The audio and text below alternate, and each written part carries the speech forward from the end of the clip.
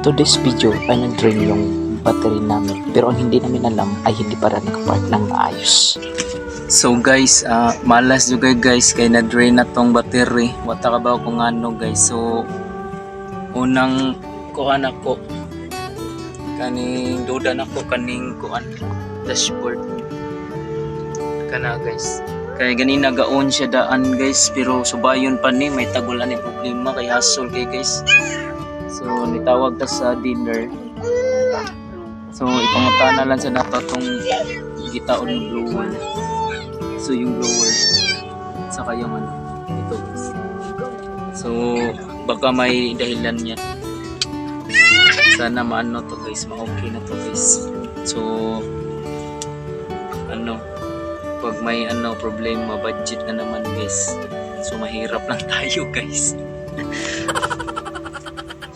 Welcome to another Van Life episode na naman mga guys. So samahan niyo ako. Yo guys, watch up. It's me again, I love sweet it. So guys, kanina pala guys, pumunta kami ng ano guys, sa ano guys, nag-compra kami ng ano, yung konsumo namin.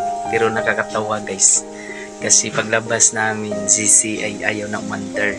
So tinawagan ko yung dealer, bakit ayaw na umandar. So pinuntuhan ng mekaniko nila guys. Pero pagdating doon guys, hindi pala nakapark ng maayos.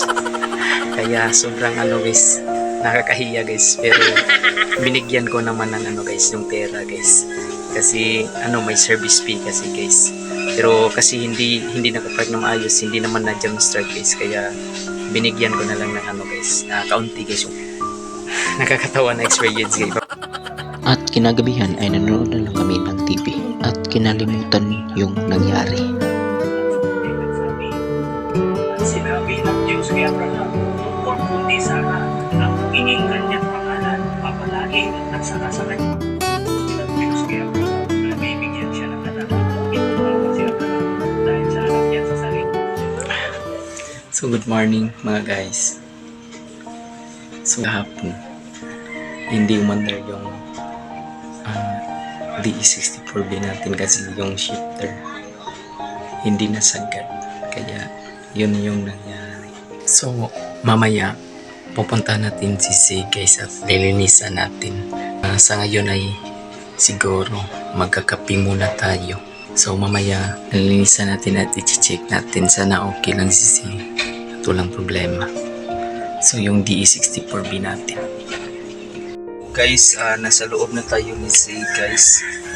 At i-check natin ngayon kung mag-start na siya guys, kasi kahapon ito guys hindi nasagad. So hindi na ano dito sa panel, hindi naka-park. So yun yung nangyari talaga.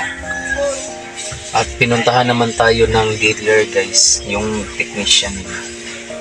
At hindi natin ano guys, thank you guys, binigyan natin ng pera. At pasasalamat din sa ano dealer, kaya yun binigyan natin. So tingnan natin ngayon kung mag-start ba to.